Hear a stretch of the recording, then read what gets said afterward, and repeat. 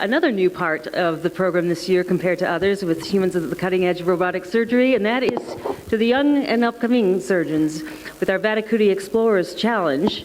So this year we hosted an international challenge for medical students, and the idea is for them to be able to learn from one another.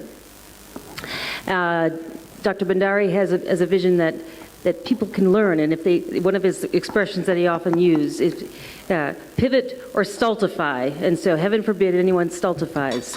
So I'm going to call up to the podium the moderators for today's session, Dr. Ralph Clayman from University of California, Irvine, and Dr. Zisham Hamid, whom we heard from earlier out of Bangalore, India. And what you're going to experience right now, the teams that are participating today had previously presented a program, an answer to a challenge, and that is part of medical school, learning anatomy. And if one were to learn anatomy in a whole new and different way than it's been so painfully taught over the years in the past, how might that be? And we didn't create necessarily specific constraints as to what the delivery method might be, but the contributions were rather astonishing. And so they went through a very rigorous review process, similar to what all of you have gone through in your own submissions. And we have selected the top 5 teams. 4 of them are from Europe, 1 of them here from India. And you're going to, part of this also is a learning experience for them to be able to present in a professional conference, obviously a very elite conference. And they're going to be gauged, they're going to be reviewed live by these 2 judges to see who the top team is. And it's the whole package, your presentation material, your comportment on the stage, your delivery, what do people learn.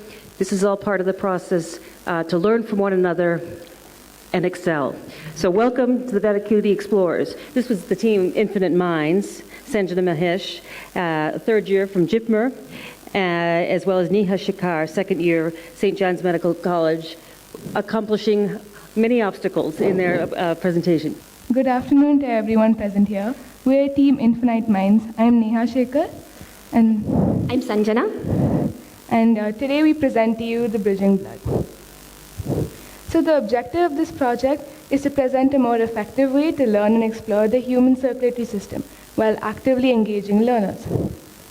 So the scope of the problem. As anatomy students in 1st year, one problem that we always face is understanding the blood circulatory system.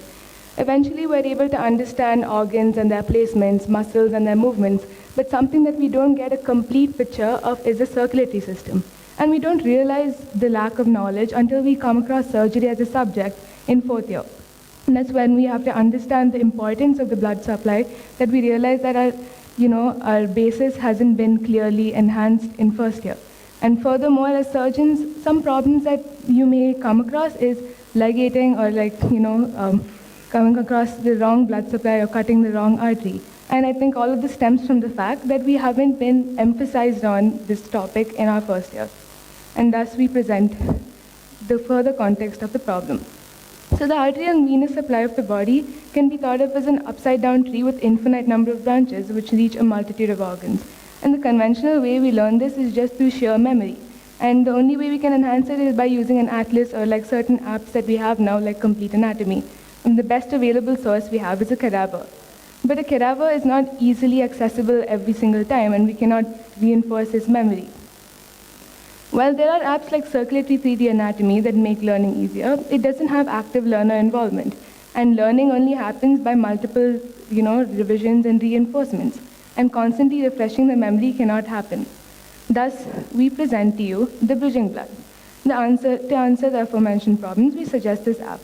The idea essentially involves a game where the player is represented as a boatsman rowing a boat, which is an RBC, in a stream, which is your blood system.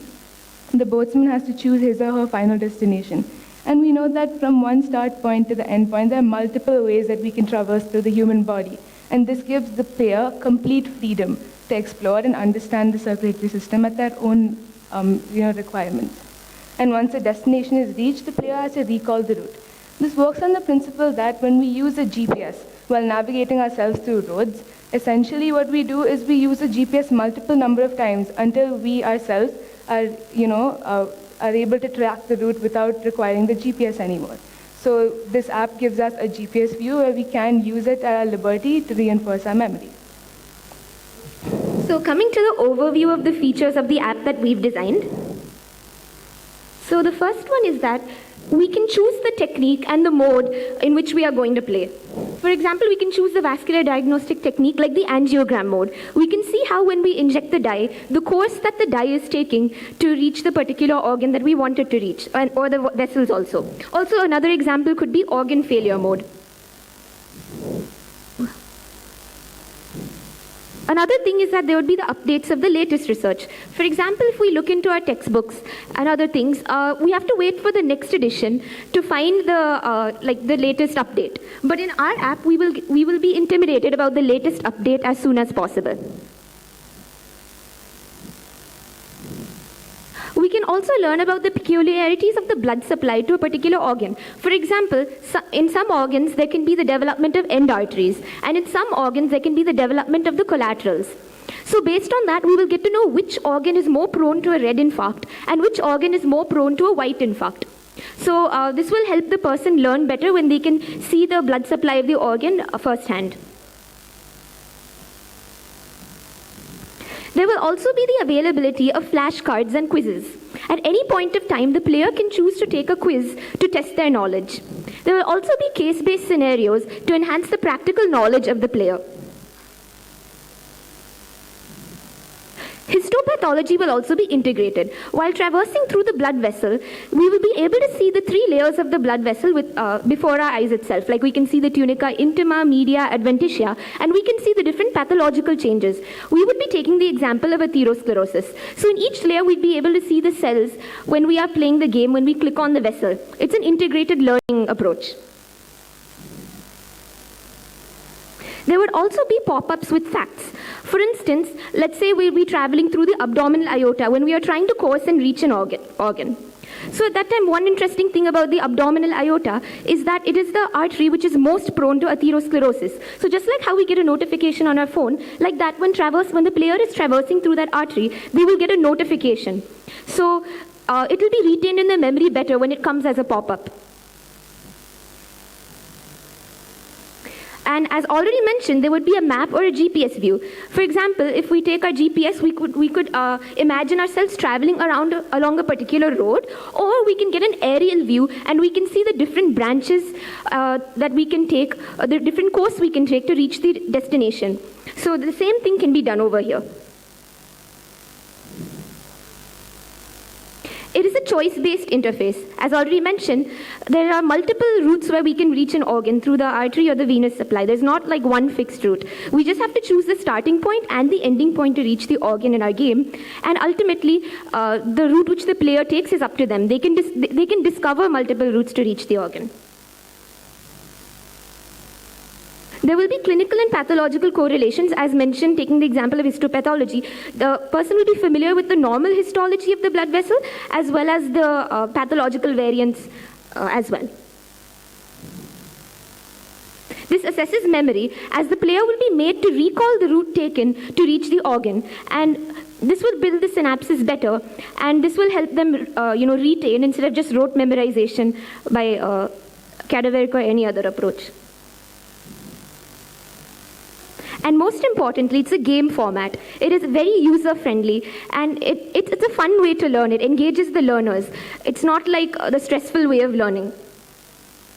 So this is how the game would appear. On the left side, you'd be able to click on any of the pathogenesis or the clinical correlations. Like any of this you can click on at any point of time to access the knowledge that wants to be learned. The player can access the quiz at any point of time. And here we can see the RBC, which is being represented as a boat. It is the player's wish which direction they would like to take. On the right-hand corner, you can see the division of the arterial branch, like the brachiocephalic trunk, leading to the external carotid and the internal carotid artery. So this will give a player the orientation. For example, if we'd like to reach the superior thyroid artery, we could traverse this brachiocephalic trunk, take the route of the external carotid artery, and then reach the superior thyroid artery. This is just like one of the ways the player can traverse. It gives them the option of exploring. And below that, there is a compass so that the player is oriented in which direction they are heading in the game. Whether it could be superior or inferior, superficial, deep, anterior, posterior. So when we click on the atherosclerosis over here, as I mentioned, we are taking the example of atherosclerosis, we will get like all the information in one place itself. For example, we can see the different cells that are being present in different layers of the arterial vessel. We can see the diagrammatic representation, and we can see, like over here itself, we are able to see the complications of atherosclerosis. So all the information is just a click away. It's basically an integrated learning. So here is the histopathology. So like the person is able to see the fibrofatty plaques and the obliteration of the lumen firsthand itself when you click on the histopathology option in the left-hand corner. And again, once we know that there's a disease happening, we need to know the pathogenesis, like how the disease is happening. So again, that would be easily available in a way that the player will not be able to forget. One more thing is that this allows the player to think more. For example, while traveling along the artery, if we see some calcific deposits, maybe there could be a question pop up in the quiz, like what could be the differential diagnosis? It could be anything. It could be like monkey's medial sclerosis, or it could be a complication of atherosclerosis, or it could be dysmorphic calcification. It gives the player the option to think what could be there. So this is just a brief animation that we made about how our game would be, again taking the example of atherosclerosis. So we can see the lipid depositions and the traveling through the course of the vessel. This is how it will be. This is just a brief animation explaining about the vessels, the normal anatomy.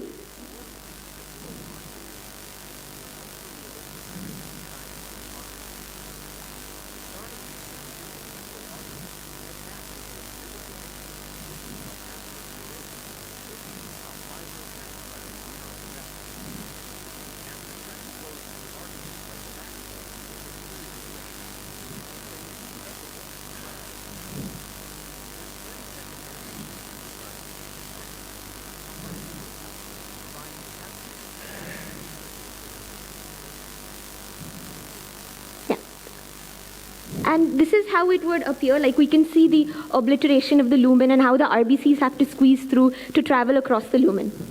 So the imagination and the depiction of the pathological condition would be much better for the player. So these are the references that we use to make our presentation. Thank you very much. We would like to thank the Vattikuti Foundation and our guides, Dr. Manjari Shekhar and Dr. Somashekar, for helping us so much. Thank you all so much for giving us this opportunity. Thank you. Okay, so with that, I will next go up, let's straight away go to up next. Marie and Olivia. Good afternoon, everyone. We are Marie Heus and Olivia Kortals. We are both medical students at the University of Ghent in Belgium. And today we would like to present to you the Open Anatomy Explorer, or in short, the OpenX.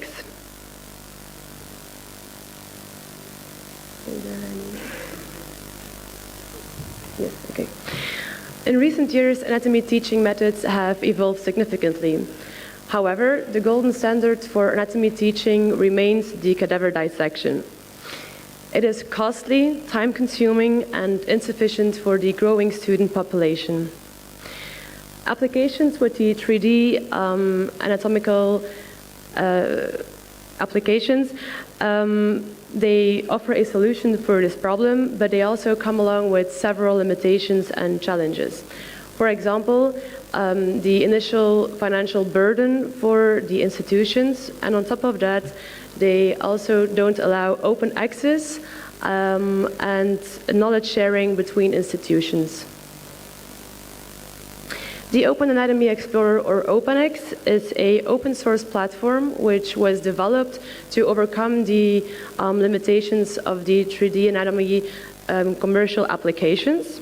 So as you can see on the left side, we took a picture of a 3D anatomy application, and as you can see, it is really a simplified version of the human anatomy. So for example, all the nerves are yellow and all the arteries are red. On the right side of the slide, you can see a scanned specimen which more closely represents the reality of human anatomy. Now, what are the key assets of the OpenX platform? So first of all, it allows you to upload 3D models, which can be created in-house, like we do at the University of Ghent, or they can be uploaded from an external source, such as Sketchfab.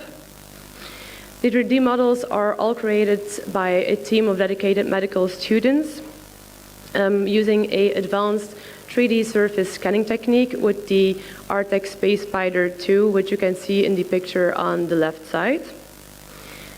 In this picture, you can also see how we make the 3D models. So in fact, we have to make multiple scans of the same specimen, and then we have to align them afterwards to come to our final product, which you can see on the right side of the slide.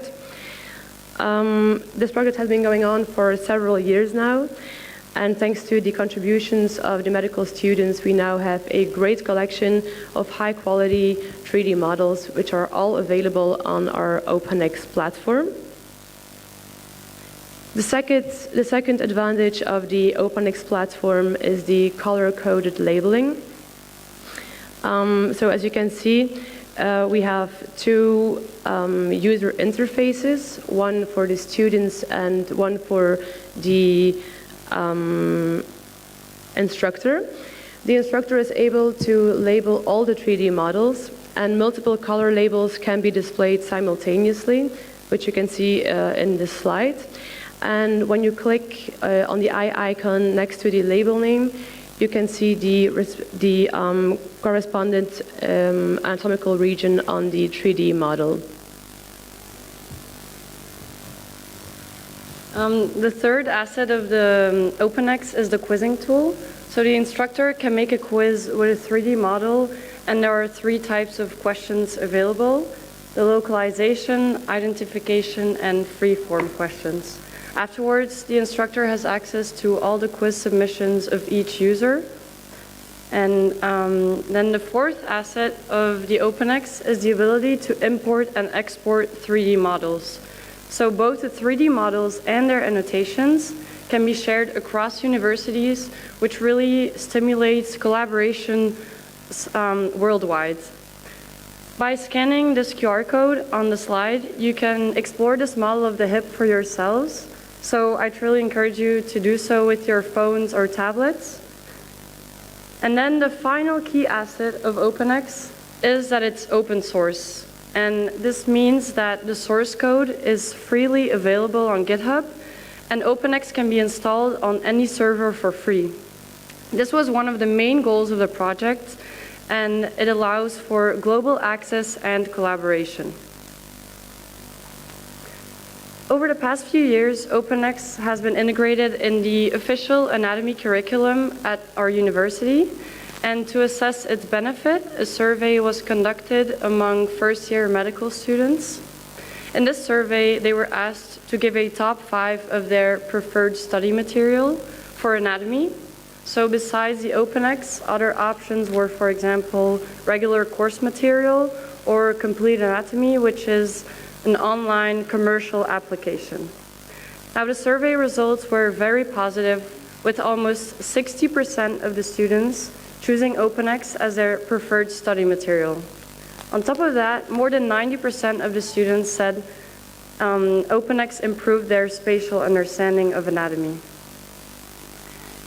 Feedback on the OpenX showed various reasons for its popularity. So students said they liked the intuitive user interface, the regional annotations, and the customized learning content, such as Latin terminology. Students also said they liked the realistic 3D models, especially because exams are performed on cadavers at our university. On the other hand, students highlighted some areas for improvement for the OpenX. So they expressed a desire for a full body model and a search tool in the platform. And they also said some details were unclear, but this is likely due to the scanning process. This feedback shows that even though OpenX has a lot of advantages, there's still some room for improvement in the future. In summary, we can say scanning cadaver material marks a significant advancement in anatomy education.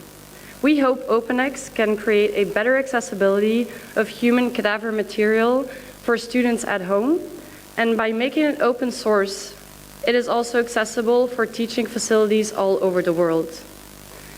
Now, future enhancements will focus on interactive features, such as creating 3D exploded views or being able to focus on specific parts of a 3D model. We'd like to thank you for your attention and thank the Vattikuti Foundation especially for this unique opportunity. And it was an honor to present this project to you.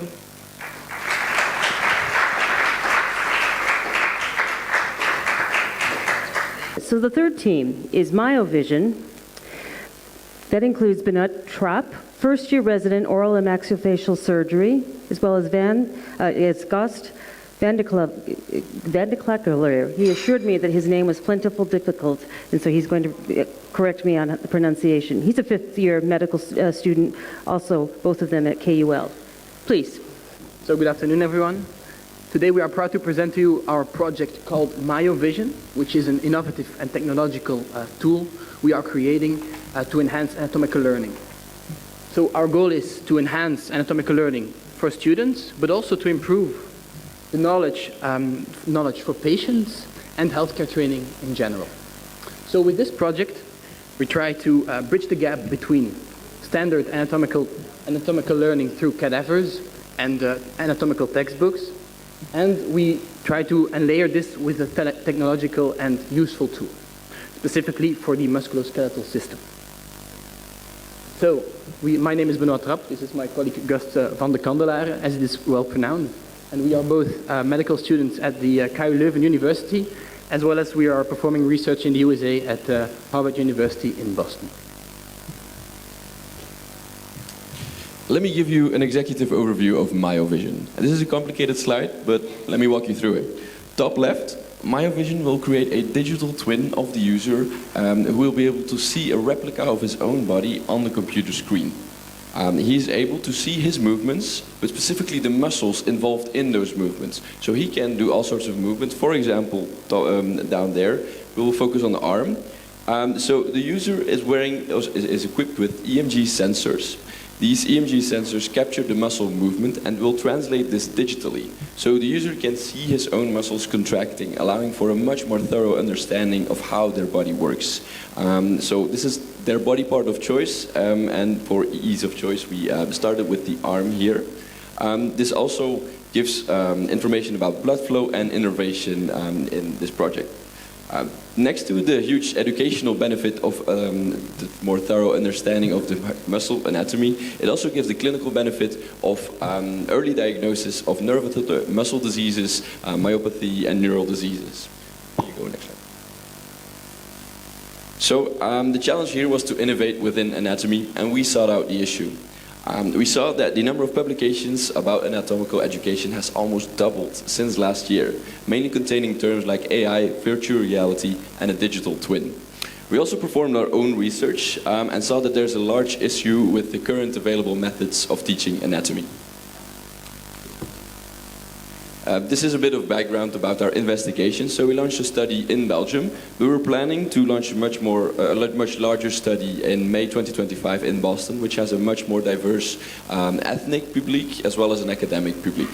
We're not just looking at students, but also physiotherapists, patients, loved ones, which will help them understand the way their muscles work for early education of muscle anatomy, but also understanding the disease they have when, for example, musculopathy and others. So what is our solution about? How does it work? So it's based on digital twin technology, which is a technology that is defined by the creation of a virtual replica of a physical object. So the virtual replica is updated in real time with real-time data and will follow the physical object in real time. So what do we need? First of all, we have a physical space with, of course, the musculoskeletal system of a patient or a study subject. On these muscles, we will place a wearable device, preferably a small device, that is able to measure the myoelectric potentials of the muscles while they're in use. So these devices, they already exist. They're already on the market in different forms, different sizes. And by our studies, we are trying to investigate how sensitive they actually are. So when we gain all these data from these devices, by using statistical techniques, machine learning, we enhance these data and we create a digital visualization in a digital space. This means that, for example, when I'm lifting my arm, our digital visualization will lift its arm at the same time, in real time, and will tell us which muscles are contracting or relaxing during the process. What's more, we can enhance or augment this digital visualization by adding some more information on innervation and blood flow of these muscles. So what is the information that is provided by our digital twin? First of all, of course, the muscles, how they move, how we use them in real time, and then the innervation and blood flow that runs through them. We will add this information as well, so that is very clear. We extracted valuable feedback and actionable suggestions from our study. So on the left here, you can see some quotes from the interviews we had. But for the interest of time, I'll go over to the consumer's opinion about MyoVision. So we iterated on multiple ideas for teaching anatomical education. And from the start, MyoVision seemed to be the best solution we could find, and muscle anatomy seemed also to be the biggest problem. Next to the voice of users, we also sought out key opinion leaders like professors of anatomy, renowned medical doctors, and for example, the CEO of Oracle Health, whom I'll be citing here. So we had a conversation with him about MyoVision. If trained physicians don't possess these insights, it can delay patients' recovery and also lead to misdiagnosis, again emphasizing how important and beneficial our solution is. As a medical student and a medical doctor, we didn't just stick to the medical side.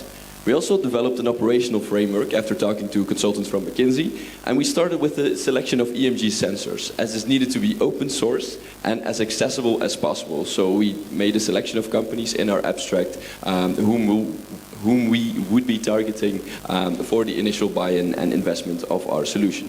Secondly, we also evaluated first muscle locations which needed to be easy and as a proof of concept so we can launch a large-scale clinical trial quickly. The software aspect side of it is also very important, but in the interest of time, we'll not be diving deeper into that as well. And we also developed an economic plan. I'll be touching on two big things here. The first thing is that, again, as I'm saying constantly, is that this is a low-cost accessible solution. EMG sensors can be sourced relatively cheaply, as well as our software after the initial investment can be distributed globally in a very easy and fast manner. The second thing I want to touch upon is our funding is mainly going to come from academic collaborations with institutions as universities. And we will be looking at angel investors for the development and investment of our company, while staying as far away from MedTech VC as possible to enable a quicker iteration. So what are our next steps for our tool? First of all, we are closely collaborating with our advisory board, as we call them. These consist of three people. Let's say Koen Kas, who is a medical doctor in Belgium and who is actually doing research on the impact of technology in healthcare. Then there is David Feinberg, who is the chairman of Oracle Health and who brings an enormous amount of experience in technology and healthcare to the table. And then there's our own professor of anatomy at our university, who's always trying to look to give us the best possible learning experience during our courses. The three main limitations and things we are actually working on today is, first of all, the question of the different sensors' sensitivity. Of course, we want to make sure that the data we acquire is accurate and relevant. So for that, we will set up a qualitative pilot study, preferably in the USA, starting in May 2025. There is always the question of accessibility and cost. As already mentioned, we are aware that technology is not in every region as available as it is, for example, in Europe or in the United States. For that, we are looking for local strategic partnerships in different regions. And then there's the question, when we acquire accurate data, we need a clear harmonization of these data and maturity of advanced analytics to get our digital visualization as accurate and as real-time as possible. We'd like to close off by thanking the Vattikuti Foundation for the amazing opportunity to be able to present here, especially Dr. Bhandari and Sarika for launching the Vattikuti Explorers. As a lot of people here, we took some extra time, or we came a little early to explore the beauty of India, and we're looking forward to seeing many more of it. Thank you so much. Thank you.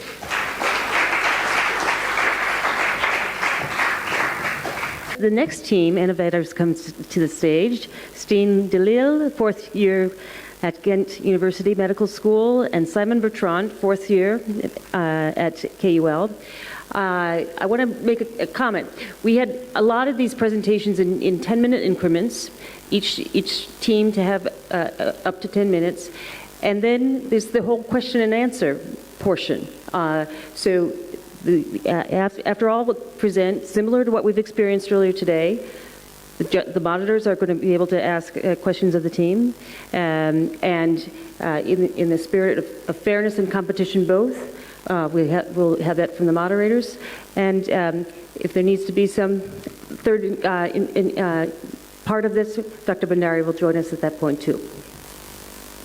Good afternoon, everyone. Simon and I are both first-year master's students from Leuven and from Ghent, and we flew all the way from Belgium to India to present to you our muscle platform. I'm sure some of you might have experienced the same challenges as we did when studying anatomy, and we tried to list up the 3 main obstacles that we encountered when doing so. To start off, it's a huge amount of detailed information, and this might lead to difficulties in distinguishing main from secondary subjects. Next, anatomy is often taught in a very passive form, and this is shown to be an inefficient and ineffective way of teaching.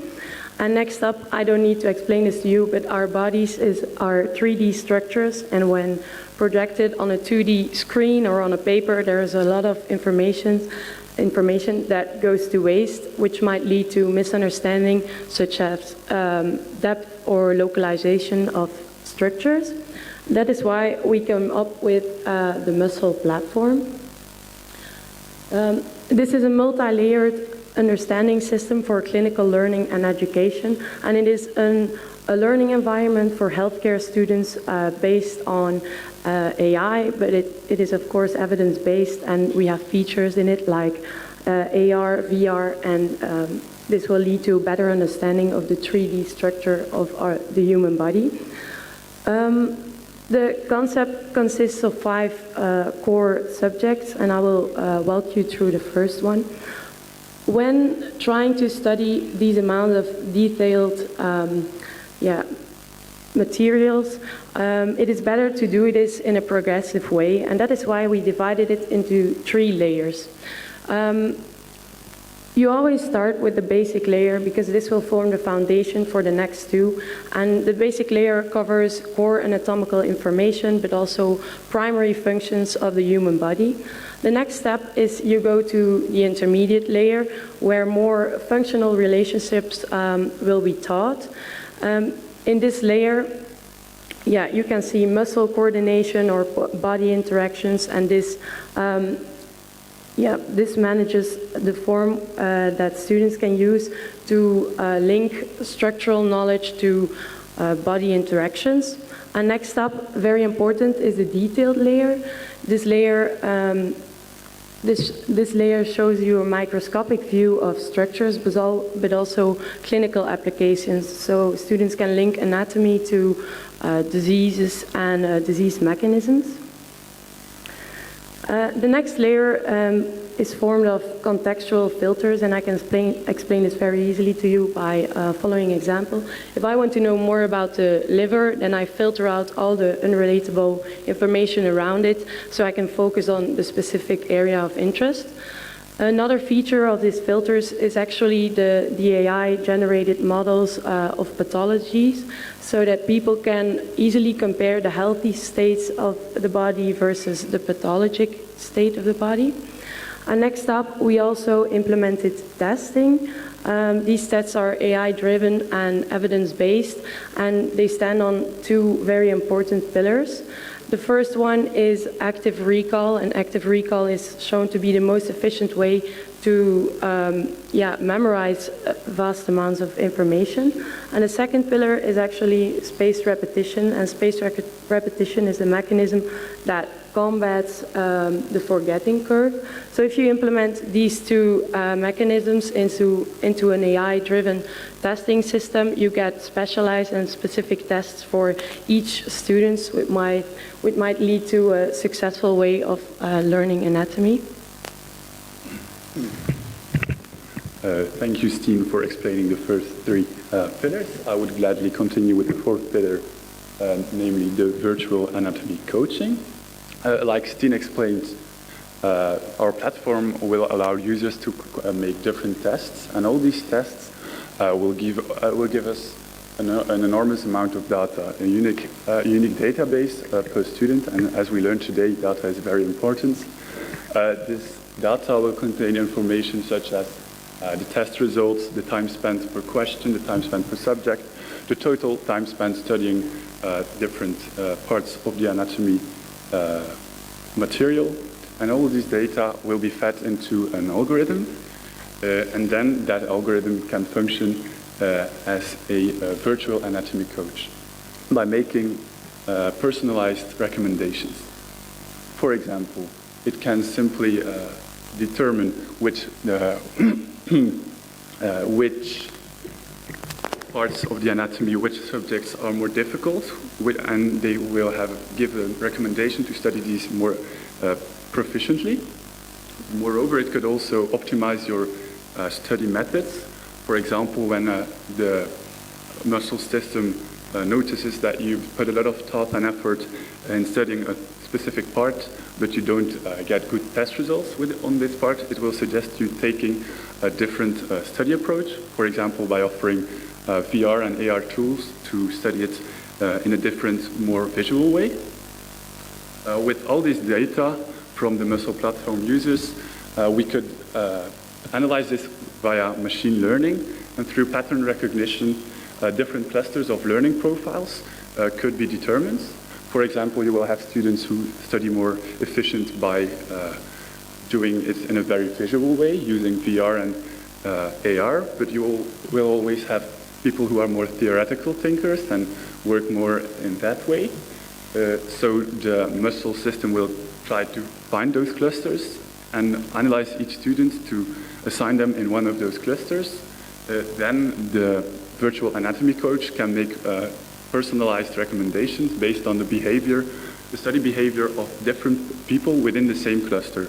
For example, for a specific group of people, specific study methods work better, how much time to spend per subject, etc. As you see, these clusters, this studying clusters and this anatomy tutor coaching is very fluid, so it will be under continuous evaluation through a feedback loop system. By analyzing the results of the student tests, they will either reinforce or adjust the current coaching advice and the current learning style. For example, when you get good results, the current coaching style and the current learning cluster will be reinforced, and when the when the students have lesser performance, the current coaching style will be questioned and ultimately adjusted. In that way, our system can always look for the optimal study methods. Lastly, we would also love to gamify our learning experience to be more challenging. This could be done by making daily assessments, and that way the students are kept engaged, and every task could get progressively more difficult to keep the students more challenged and interested. By implementing a streak system, such as used in the popular app Duolingo, you could teach the students to be more consistent and learn them an efficient way to study. So what are the benefits of muscle? We strive with muscle to tackle the three problems that we encounter by reducing the cognitive overloads, personalized learning experience using our anatomy teacher and the multimodal interaction. And all these solutions have practical and clinical applications. So to conclude, muscle minimize cognitive overloads. Through the use of AI, VR, and AR integration, the platform is very interactive and personalized. And through gamification, we can strengthen our engagement. I would like to thank everyone for your attention. Thank Orsi Academy and Vattikuti Explorers for the amazing opportunity. Thank you very much. Okay, and the final of the 5 teams is Visaes Dissect with Nan de Klerk, 3rd year from KUL in Belgium, and Issebrand van Bierwielt, 3rd year also from KUL. Welcome. Good afternoon, everyone. My name is Nan de Klerk, and this is my friend and fellow teammate Issebrand van Bierwielt. We're both students at the University of KU Leuven, located in Belgium. And today we are very excited to present to you our startup called Morphium and our product, which we named the Visalis Dissect. It combines traditional dissections with cutting-edge technology. So let's get started. Over these past few years, numerous medical disciplines have made some remarkable progress. Just think about how surgery, performed in the early 1900s, compares to the advanced robotic surgery that is available today. Or medical imaging, that also has evolved tremendously over these last few decades. However, dissections still remain one of the least changed practices within medical curricula. There haven't been any major changes during the last century. Okay, in any case, it would be far too short-sighted to state that dissections are not important. No, on the contrary, dissections are one of the most important cornerstones of medical curricula. Few studies led by Dr. Patel and his research team, led by Dr. Luis Alfonso et al., stated that both anatomists and physicians share the same vision as we have. We've also done our own exploratory survey where we've questioned 112 students located at the universities of Uganda and KU Leuven, and we've asked them about their experience learning anatomy through dissections. 88.7% of those undergraduates indicated that the dissections enhanced their knowledge of anatomy, with most of them scoring a 4 or higher out of 5 based on their improvements due to dissections. All the data you can find especially on the bottom half of the slide, which is the data of our own survey. Following our results, we can conclude that dissections still remain an important practice within medical curricula. Why? Well, first of all, dissections provide hands-on learning that improves both spatial awareness and professional skills, such as concentration, time management, and they provide an in-depth understanding of anatomy. They also stimulate teamwork and empathy and respect for the human body, which are 2 very important qualities to have as a surgeon, as a medical specialist, or even as a medical trainee. They help to approach patients with greater compassion and to develop some essential both social and communicational skills. As there are advantages, there are obviously also some disadvantages to dissections. First of all, there's a global shortage of body donations due to strict regulations, the lack of diversity, etc. Dissections also demand hefty funding. It's a research-intensive practice requiring specialized labs and staff, which only higher the cost for medical schools. Over these last few years, there have been some digital alternatives, but they all share one big problem. They lack the true feeling, the true experience of the tactile feeling, the tactile experience. And last but not least, due to both ethical and logistical challenges, we've noticed a decline in medical programs. These problems presents us with a difficult paradox where dissections are indispensable for knowledge and skills on one hand, On the other, we see a staggering decline in programs, with some even disregarding dissections entirely. As I've stated before, there are digital alternatives, but they lack the tactile experience. They lack the feeling of real human tissue.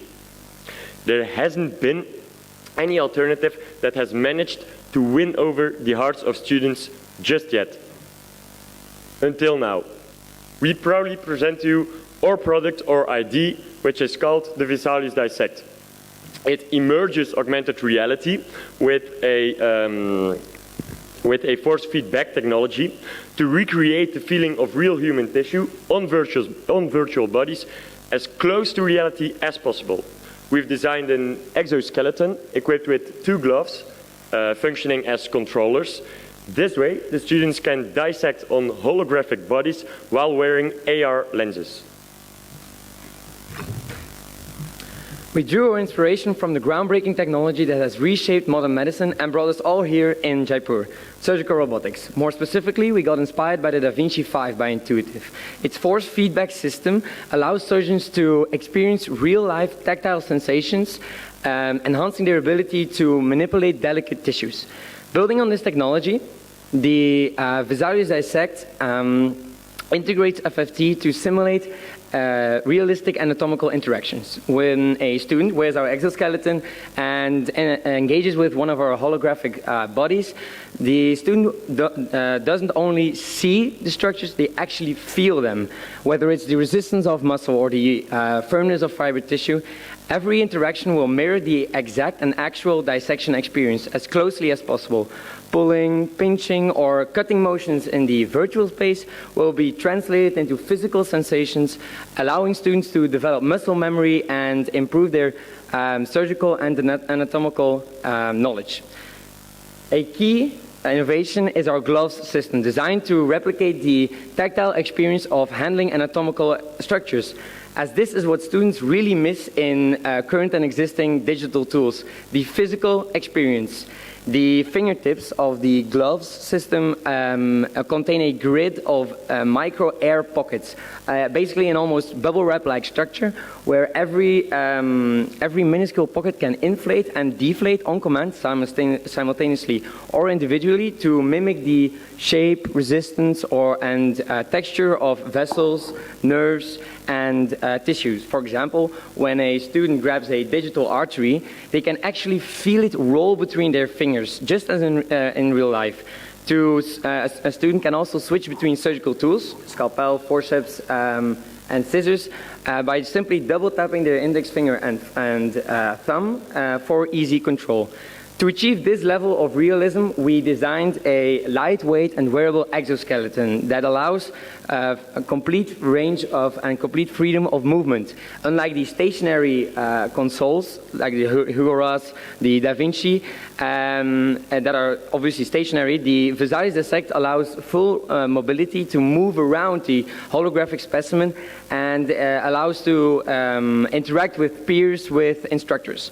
Finally, to realize a truly intuitive interaction, the Finalists Dissect is paired with an Apple Vision Pro, an AR device, to allow students to navigate, inspect, and of course manipulate the virtual human body in the 360-degree space. At Morphium, we stand for smarter learning with greater diversity. Our in-house AI teacher, Eva, offers voice-based and text-based explanations to the students. She helps identifying anatomical structures, suggests dissection techniques, and more importantly, reduces the reliance on instructors, providing 24/7 accessibility. Powered by machine learning and natural language processing, Ava ensures a truly personalized and tailored experience. Our initial dataset includes 10 virtual human bodies, ethnically diverse to reflect clinical, real-world clinical settings. We personally believe that the lack of diversity in body donations, but also anatomy atlases in its whole, are a major problem in medical education, which is why we prioritize creating a diverse and inclusive educative tool. So, merging digital precision with real-world sensations, The Vattikuti Dissect offers a truly and unmatched hands-on experience. It ensures equal access to high-quality and unlimited anatomical training without the need of real cadavers. Morphium is set to change the world of educative technology by enhancing skills, by maximizing accessibility, and revolutionizing anatomy teaching in its whole, all while preserving the essence of the practice that we all love and is still the best way to learn anatomy, dissections. Are you excited to come along with this journey? Thank you for your attention.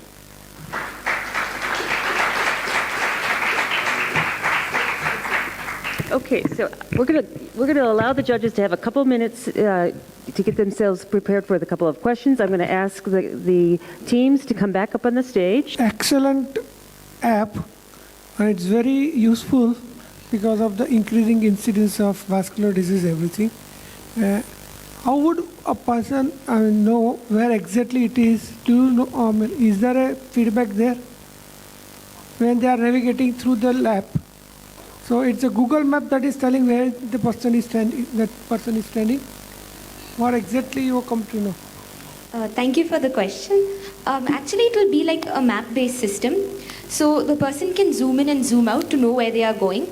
So suppose, just like how on a map, there will be a representation as a blue dot or something like that. Here the RBC which the player is traversing on, that will be highlighted. So that no matter where the person moves around, like even if they zoom out throughout the whole body or they're just traveling along a single blood vessel, they will still be able to identify where they are. Yes, the venous system would also work in the same way. Both the arterial and the venous system is being emphasized here.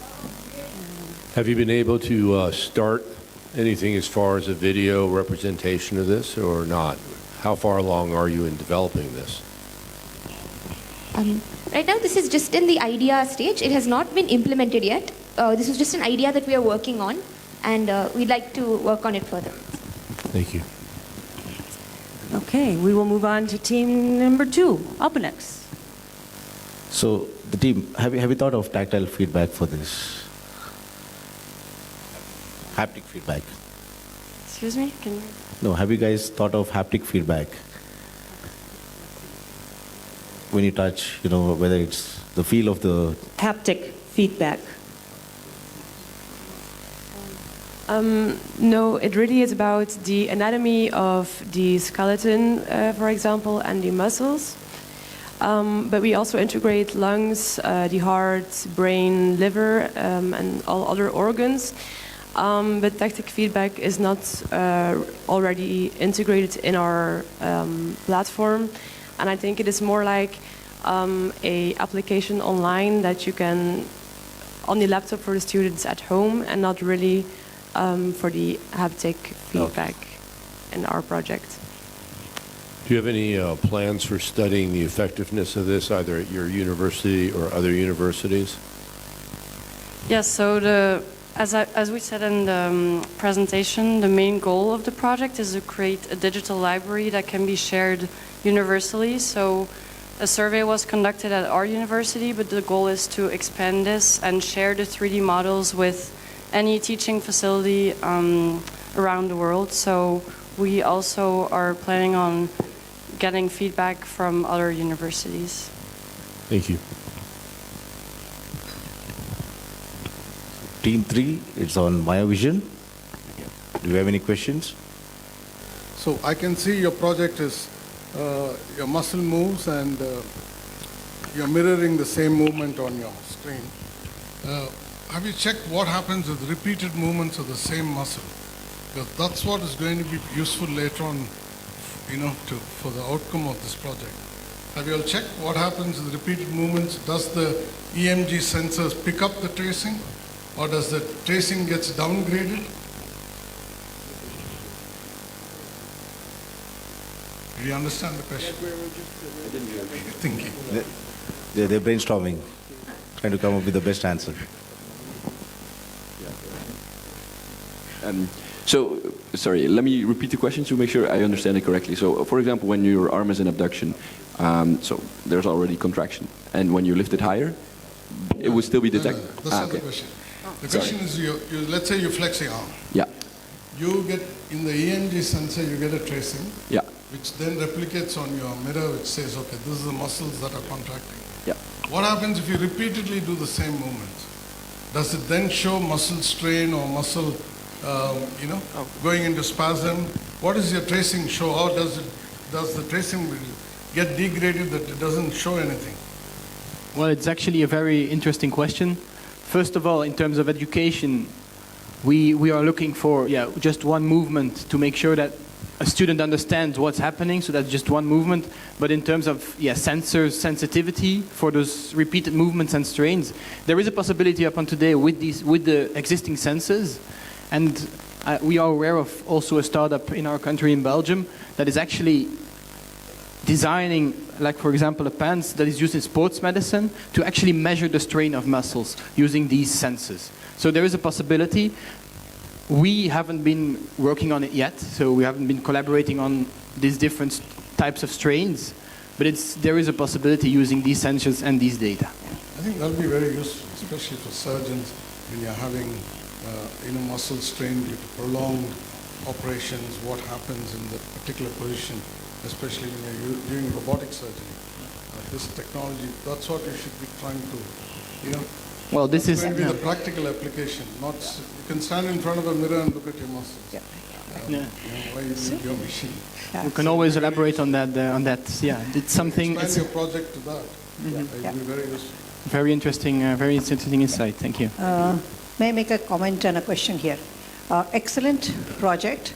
I believe what you are trying to develop would ultimately be very useful in rehabilitation medicine, right? Yep. So are you looking at getting this app ready for patients or people who need this rehabilitation to do it themselves? Will there be a feedback, like a biofeedback? So supposing I have my arm broken and I need to go back on physio, so I don't need a physiotherapist to come to my home, or I don't need to go to a physical training center to do that.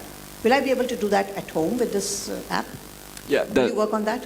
That's also a great future direction, I think, for this project. Our focus indeed was rehabilitation centers as well. We mentioned it in the paper, I don't think, or briefly mentioned it in the presentation. But yes, integrating this with software as well that will actually provide actionable training and feedback is a long-term direction we could go in. Right now, this is ID stage. We came to Jaipur looking for feedback. We're launching the study in May in Boston. And after this, we are going to be actively looking into incubator programs and engineering to make this possible. But thank you. Good luck. Thank you. A general comment I would like to make. This is the exercise we have done for the first time, and audience also needs to be educated. Project was to give them intermediate impossible, which everybody would say is not possible, and confined to the teaching of anatomy. I am happy that questions are coming from clinical side, rehabilitation side, that proves the testimony that these projects have value. So I would say that it is purely they were given focused exercise how to improve the current teaching of anatomy, move from cadavers and specimens. Right, sir. Thank you. Thank you. So we have the fourth team, innovators, and the project is called Muscle. Do we have any questions? You mentioned 3D printing and haptic feedback, but I guess I missed that. Where does that stand? Not in your presentation. Well, so the virtual reality and the haptic feedback was more of an idea. So the muscle program is more of just the idea, and it's not really enrolled yet, but it has a lot of opportunities. It's just a platform, an online platform, so you can integrate VR, AR, numerous different things, but we just focused on the 5 pillars we mentioned here. It's a bit more explained in the paper itself, but we had to limit it due to the time being, but yeah. Thank you for the question. It's basically in the ideation. There's no proof of concept yet. Yeah, exactly. The question I have is, are you going to be able to build this model, if you will, given the ability of AI and the virtual reality, to actually make it alive? Will the vessels pulsate? We had a quick overview of how we would fund and how we we had an advisory board that would help us. So we're working with a PhD student, Marie van Hoof. She's working at the Rotterdam University, Utrecht University. My apologies.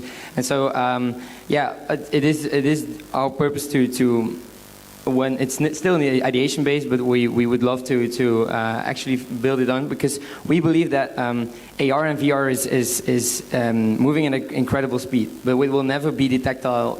It will always, it can be as realistic as possible, but it will never be tactile, and that's why we think we share the same vision as why Intuitive moved on and integrated force feedback in their console, because they also see that, okay, it's even if it's haptic, force feedback is the next step. Force feedback, it's not only the little, because force feedback is only little movements that the console makes, but force feedback is really the actual force that the scalpel feels will be translated into the force on the console. So that's why we believe we share the same vision, that that's the next step.